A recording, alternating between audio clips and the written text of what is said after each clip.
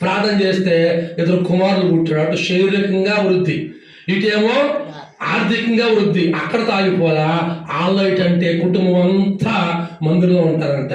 ప్రార్థన అంటే కుటుంబం అంతా, ఎవరు పెద్ద కొడుకు, చిన్న కొడుకు, కోళ్ళు, కొడుకులు, మనవాళ్ళు, మనవరాళ్ళు, మొత్తం ముసలి ఇద్దరు ఉంటే ఆడవాళ్ళు కూర్చేస్తారంట. మొత్తం ఇక వచ్చేసి అందరూ తెల్లవారు ఉండి తెల్లారి ఆఖరి 5 గంటలు ప్రార్థన చేసి ఇంటికి వెళ్తారంట. ఇంతగా ఎందుకు చెబుతున్నారంటే, ఈ ఒక రోజు ఆయన ఇంటికి వచ్చి అడిగారంట, అమ్మ దేవుడు ఇంతగా మిమ్మల్ని దీవిస్తున్నాడు కదా, నేను ఎన్నో సంవత్సరాల నుంచి వస్తా ఉన్నా, ఆ తోపుడు బడి మీద నుంచి ఈ స్థాయికి వచ్చారు, ఇంతగా దేవుడు మిమ్మల్ని అభివృద్ధి పరిచారు, ఏంటి కారణం అని అడిగితే ఆ కోడలు చెప్పారంట. ఎవరు?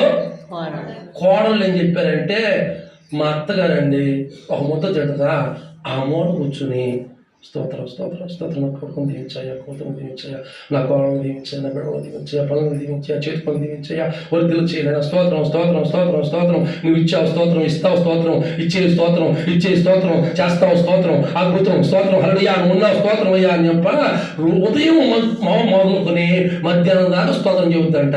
మధ్యాహ్నం మళ్ళీ కాస్తనం తిని మళ్ళా ప్లేస్కి వెళ్ళిపోయి, ప్రభు డ్యూటీకి వెళ్ళారు, స్తోత్రమయ్యా, క్షేమంగా రావాలి, స్తోత్రమయ్యా, స్తోత్రమయ్యా, స్తోత్రం, మనవాళ్ళు మనవరాళ్ళు, అబ్బా స్తోత్రమయ్యా అని మొత్తం స్తోత్రమేక ఆ సంగతి అని చెప్పారు. పాస్టర్ చెప్పారంట, అయ్యా ఇంత వృద్ధిలోకి రావటం గల కారణం ఏంటంటే, మా అత్తగారు ఆ మూల కూర్చుని స్తుతి స్తోత్రం స్తుతి స్తోత్రం స్తుతి స్తోత్రం మూడుగా ఉంటుందయ్యా, అది మా విజయానికి మా వృద్ధికి కారణం అని చెప్పారంట. హల్లెలూయా.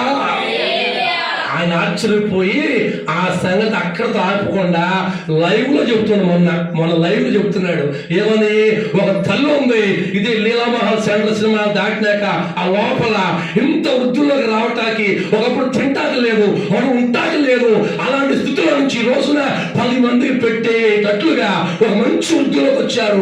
ఆత్మీయంగా, శారీరకంగా, ఆర్థికంగా అంతా వచ్చారు. తెలుసా, ఆ తల్లి ఆ ఇంటిలో రాత్రి పాలన చేస్తుందంటే దేవుణ్ణి స్తుతిస్తా ఉంది.